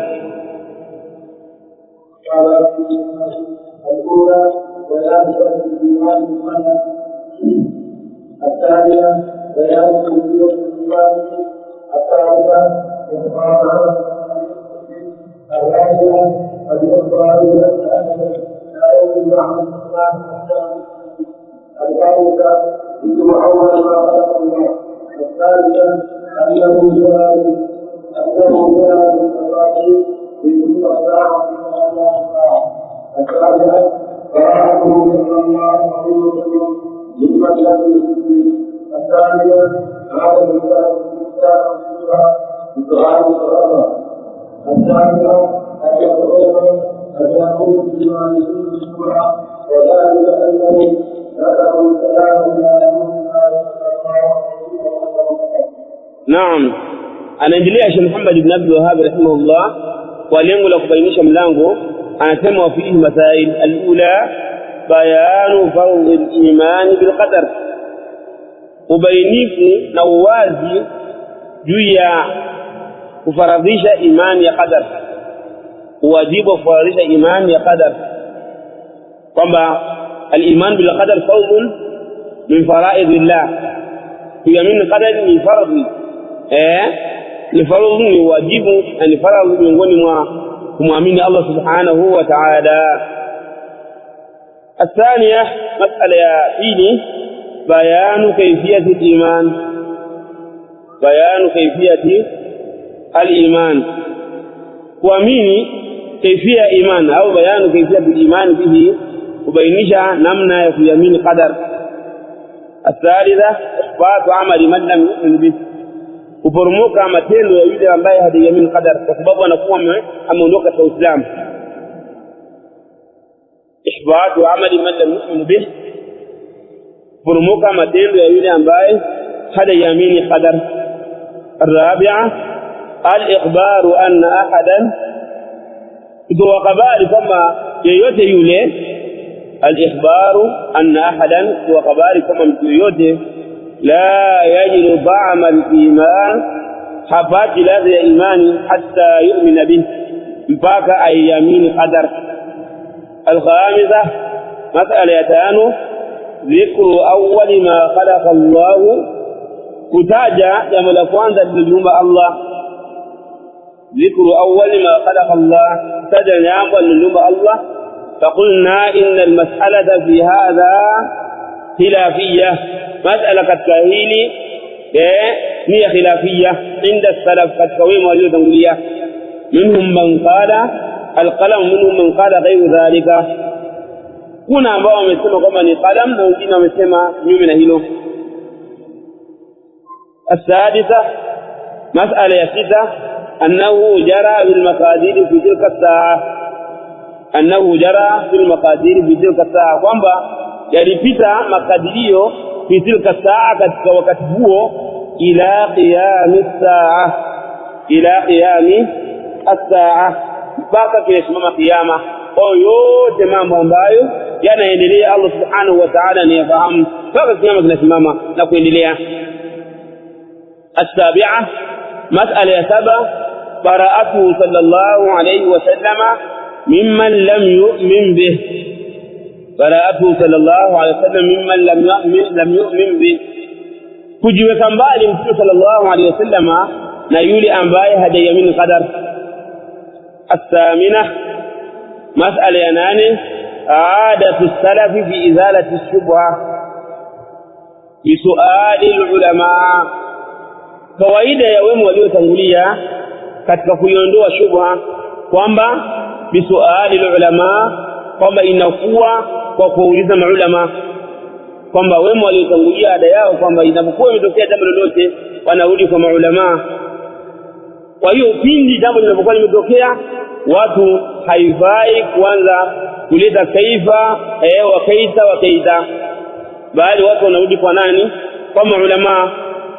Na katika hilo hasa katika masala ambayo ni makubwa kama masala ya itikadi, kama masala ambayo inakuwa inakusuma baina nas, inakuwa na makindano, na miongoni mwa mambo ambayo ya ikhwata watu wanawatuhumu maulama kwamba eti maulama wamenyamaza ni masala ya mazima ya jihad fi sabilillah. Utakuta wale watu ambao wanadai eti maulama, watu ambao shaitani amewajarrahu shaitani kawavuta. Shaitani kafanyaje? Kawavuta. Walipoacha kusoma elimu ya sheria, fajarrahum shaitan ila bid'atin ibtada'uha, akawa shaitani amewavuta katika bid'a ambayo wameizua wao kwa wao wenyewe. Akawa amewaleta katika swala la jihad fi sabilillah, wakawa wanapita katika mambo ambayo sio ambao wameyakalimu maulama kutoka Mtume sallallahu alayhi wasallam. Kwa hiyo utasikia kwamba ukitaka kumjua mtu ambaye ni kharijiyun, mtu ambaye ni katika tawali, ni katika utafsiri, utamsikia katika vitabu zake anasema kwamba maulama katika mlango huu hawajazungumza. Ni maulama wa zama hizi. Je, ni maulama wa zama hizi hawajazungumza? Je, ni maulama wa zamani? Je, maulama hawajazungumza jambo hili kwamba ni hili lililokuwa nalo au jingine? Kwamba hawajazungumza kwamba mathalan Somalia hakuna jihadi, hawajazungumza hiyo maulama. Hawajazungumza kwamba mathalan Iraq hakuna jihadi. Hawajazungumza kwa mfano kwamba Syria hakuna jihadi au hakuna. Ndio nasudia hivyo, au unakusikia katika vitabu hawajabainisha kuhusiana na jihadi. Ikiwa unakusudia la kwanza kama ulama hawajasema mathalan kwamba je ni nini hukumu ya kwenda nini Somalia mata kwa ajili ya jihadi, au kwenda Iraq kwa ajili ya jihadi, au Afghanistan kwa ajili ya jihadi, au sehemu yoyote ile kwa ajili ya jihadi, waliza maulama wa zama hizi hivyo. Sasa kama hujaipata inabidi uulize kwamba iko wapi, uonyeshwe kwamba iko wapi. Tunafahamana hapo kama ulama wamesema kwamba kule hakuna jihadi, kuna nini? Kuna vita. Kwa hiyo ni nini manhaji ya Uislamu sehemu ambayo ina vita? Kama manhaji ya Uislamu sehemu ambayo ina vita si kwenda. Sehemu watu wamegombana, wanagombania madaraka, wanagombania nini, Waislamu hawaendi. Madha yafalun, wanafanya nini? Wanafanyia kazi kauli Allah subhanahu wa ta'ala alisema kwamba wa in ta'ifatan min almu'minina qatalu, ikiwa makundi mawili ya Waislamu wamefanyaje, wamepigana, fa aslihu bainahuma, basi wafanyeni nini? Wafanyeni sulhu. Wafanyeni sulhu, endeni mkafanyie sulhu watu ambao pigana kwa Uislamu wako wao. Hiyo ndio manhaji ya Uislamu. Ama wanaweza kutoka kusema hapana, kundi fulani liko katika wakati na kundi lingine katika makosa na mimi naungana na hili, hiyo sio yako hiyo. Hiyo wewe umekosea, umeingia katika nini? Katika fitna. Kwa hiyo maulama wamebainisha kwamba Iraki hakuna jihadi, kwamba Somalia hakuna jihadi, kwamba Syria wote huko wamesema hakuna nini. Kwa hiyo wewe unafanya nini? Wewe kaa ufanye ibada. Kaa ufanye ibada mpaka masharti yafanyeje? Mpaka masharti yapatikane. Pia wewe kwa sababu sio mtawala, wewe huna nguvu, sio mtawala, huna kitu. Wewe mara kadhaa fanya yale uliyoamrishwa kuyafanya na Allah subhanahu wa ta'ala, wa taqaddasa wa tamajjad. Wakisema kwa sababu watawala wamelala, hawajasimama kwa ajili ya mujibu jihadi, kwa hiyo tufanyeje sisi? Bora vikundi tukatoke.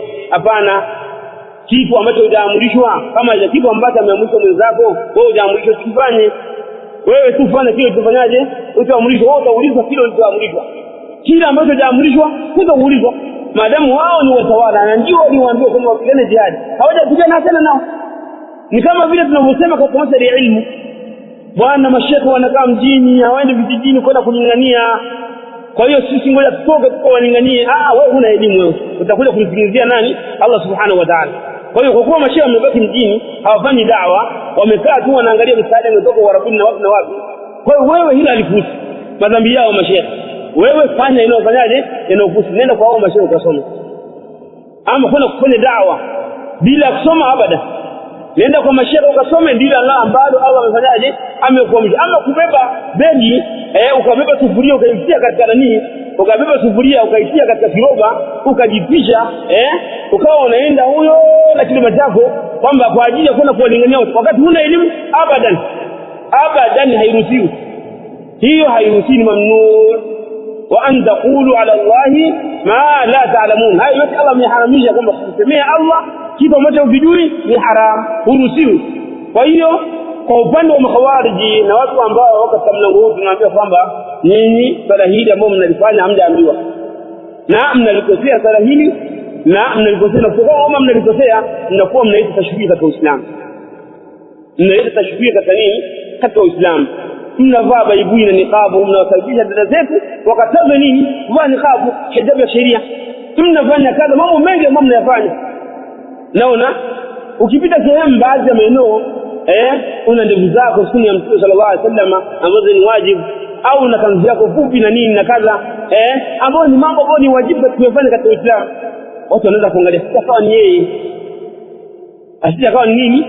Ingawa lillahi alhamdu kama sasa hivi wao wanavaa majinsi, alhamdulillah rabbil alamin, wanavaa nini sasa hivi, wanapika majinsi na ndevu sasa hivi wanafanyaje, wanazikwangua wanazinyoa. Kwa hiyo huenda Allah subhanahu wa ta'ala akatusaidia katika hilo. Allahu musta'an.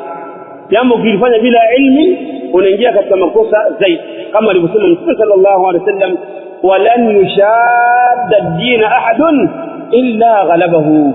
Hakuna mtu ambaye ataitia tashdidi dini hii isipokuwa dini itafanyaje. Na hii si tashdidi kwamba ni tashdidi kwa maana ya kwamba mtu anafanya kama vile inavyotakiwa, si hivyo. Maana yake huyu analeta shida kwa kufanya jambo ambalo katika Uislamu. Hiyo ndiyo shida anayofikia Mtume sallallahu alaihi wasallam. Yule Dhulkhuwaisira alipomuona Mtume sallallahu alaihi wasallam anagawa ngawira alayhi salatu wasalam, akawapa watu, akampa huyu mtu mathalan, akampa fulani mbuzi 300, akampa fulani mbuzi 100, huyu akampa kinga 100, wengine akawanyima hajawapa, wakina Abubakar na Umar na wengineo katika Ansar. Ikatokea kidume kutoka Yemen huko Dhulkhuwaisira sema, ya Rasulullah i'idil fa innaka lam ta'dil. Ya subhanallah, ya Rasulullah, ya mtume wa Allah, fanya uadilifu. Hii ni tashaddudi, fanya uadilifu. Hakika wewe fanya uadilifu katika sawa. Mtume sallallahu alaihi wasallam akamwambia, man ya'dil idha lam a'dil, nani atafanya uadilifu kama mimi sifanya uadilifu? Kwa sababu inna a'lamakum wa atqakum billahi ana, hakika yule ambaye anamjua vizuri Allah, ambaye ni mcha Mungu zaidi kuliko Allah, ambaye yuko karibu na Allah zaidi ni nani? Ni Mtume sallallahu alaihi wasallam. Sasa kama mtume hajafanya uadilifu, nani kiumbe atakayefanya uadilifu? Nao katika masahaba na Umar kwamba, ya Rasulullah, wanaomba idhini kwamba wamkate kidogo ni mnako. Wanasema khalihu Allah subhanahu wa ta'ala kumwacheni, sayakhudhu min dhikri hadha, itatoka katika mgongo wa huyu qaumun, watu yamrukuna min ad-dini kama yamruku samu min ar-ramia. Watu wao watakuwa wanachomoka dini haraka, kwenye dini haraka, kama vile unavyokuwa unarusha mshale au mkuki kutoka katika nini, katika upinde wake. Kwa mfano mtu kama ana mkuki anaurusha, ni kama vile mtu ana nguvu, aturusha namna unavyotoka ule uharaka wa kutoka, ndivyo mtu anavyochomoka katika dini. Au kama ameuweka kwa upinde wake, anavorusha anavyochomoka, ndivyo mtu anavyochomoka haraka katika nini, katika dini ya Allah subhanahu wa ta'ala. Pia katika baadhi ya riwayati kwamba huyo au mshari huo unaingia katika sehemu ya marma, unapita katika ile sehemu ya nini, sehemu ya kichwa ilichokupiga. Ima ukikota mtu anaangalia athari, je, mshari ulikuwa na alama ya nini, una alama ya damu au hauna? Akiangalia huna alama ya damu, akiangalia hauna athari yoyote, maulama wakasema kule kutokuwa na athari ni kuonyesha kwamba hawa makhawarij kwamba ile wanapokuwa wanasoma Qur'ani wanasoma tu Qur'ani hivi hivi, haiwasili hii Qur'an. Yaani Qur'an haina tafsiri na wao haiwasili kitu chochote. Mtu anasoma tu basi anapita anaenda kaifadhi Qur'an, lakini haimwasili kitu chochote Qur'an. Kwa nini? Kwa sababu ya kuacha hadi ya mtume ya Allah subhanahu wa ta'ala mtume wake na hadi ya masahaba wa mtume Muhammad sallallahu alaihi wasallam.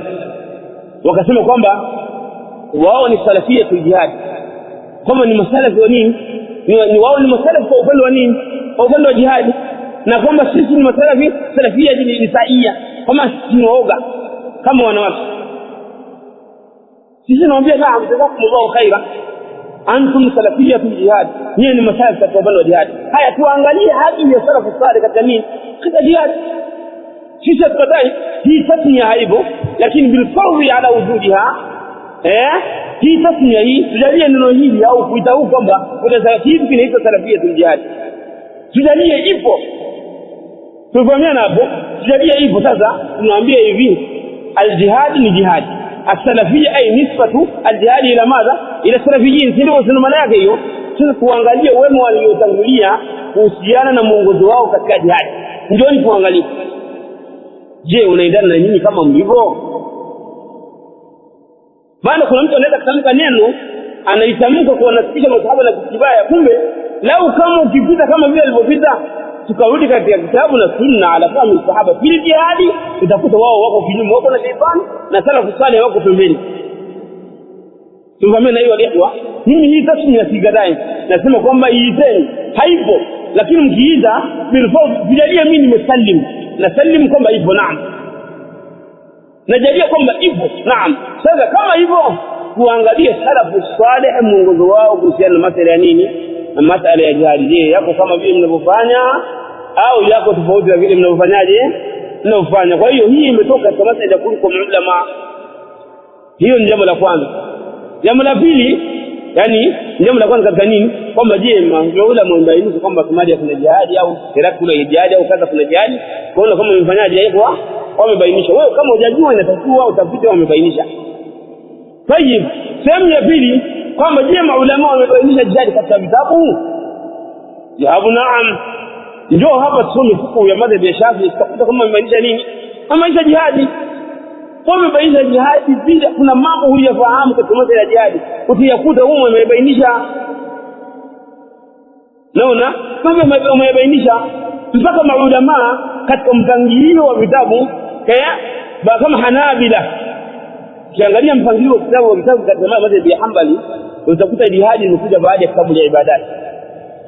Kwa maana jihad wakaifikia katika nini, katika ibadati.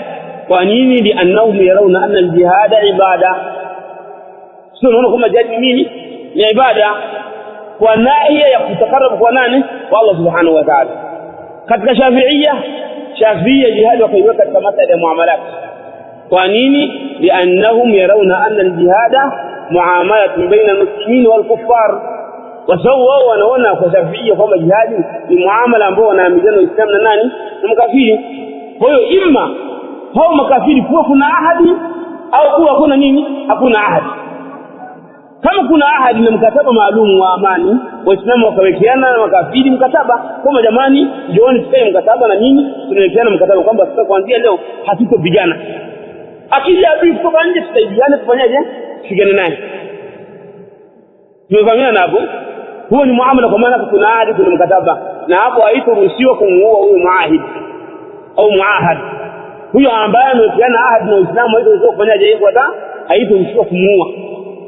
Na atakayemuua hataonja ladha ya nini, la yarih rihat aljanna, hii harufu ya janna hatoipata. Kuna musta'man, mtu ambaye ameomba amani akaingia kwenye nchi ya Kiislamu, yeye katokea katika nchi ya kikafiri ambayo ni harbia, akaingia katika nchi ya nini, ya Kiislamu kwa lengo la biashara, akapewa na amani na mmoja katika Uislamu, ingia mimi nakupa amani. Haifai mtu yeyote kuchukua mali yake wala nini. Akitaka kurudi nchini kwake, mpeleke mpaka mpakani, mfikishe pale, anaingia kwake, unarudi. Thumma ablighuhum nini, thumma ablighuhum amana, kisha umfikishe sehemu yake ya amani. Mpeleke umfikishe, kama mathalan Kenya na Tanzania, umfikishe kwenye mpaka aende, kisha wewe rudi. Haitofaa kumgusa hata kidogo. Ima kuwa hakuna mkataba moja kwa moja, ima kuwa hakuna nini yafuata hakuna mkataba moja kwa moja. Hapo ndipo ambapo inatokea jihadi inapokuwa imesimama masharti ambayo Allah subhanahu wa ta'ala mtume wake wameyaweka kwa lengo la kupigana nini? Kwa lengo la kupigana jihadi. Yakishapatikana haya masharti, basi hapo ndipo Uislamu wakiwa chini ya mtawala wao watatoka kwa lengo la kupigana jihadi. Ama kuunda vikundi vya kijiji, unaona kwamba mtu akaunda kikundi kwenye msitu fulani, tena hiyo hakuna katika Uislamu. Sisi hatuna kwenye Uislamu, sisi hiyo hatuna ya ikhwata, hatuna hilo. Mweze kulifahamu kutoka katika darasa katika markazi ya Imam Al-Muzani Al-Shafi'i rahmatullahi ta'ala alayhi wa ridwanuhu. طيب المسألة التاسعة أن العلماء جابوه بما يزيل عنه شبهة. ثم علماء وكمجيبوا يعني وكمجيبوا يلا ليوليزا بما يزيل عنه شبهة kwa yale mambo ambayo kwa majibu ambayo yanamuondolea nini shubha utata. Wadhālika annahum na hivyo kwamba wao nasabul kalama ila rasuli sallallahu alayhi wasallam, nasabul kalama ila rasulillahi sallallahu alayhi wasallam faqad, wamenasibisha maneno kwa nani? Kwa mtume sallallahu alayhi wasallam, kwa maana wakawa wamemtajia hukumu na nafsi, wamtajia hukumu na nini na nafsi. Na hii ni aina miongoni mwa aina za kumjibu yule aliyekuuliza. Ima unaweza kumjibu kwa hukumu peke yake, na unaweza kumjibu kwa nini? Kwa nafsi, ambayo hiyo nafsi inakusanya hukumu na nini? Na nafsi yenyewe. Ukawa umemfungamanisha na mtume Muhammad sallallahu alayhi wa ala alihi wa sallam. Wa naktafi bihadha alqadar wa sallallahu wa sallam wa barak ala abdillahi wa rasulihi Muhammad wa ala alihi wa sahbihi ajma'in.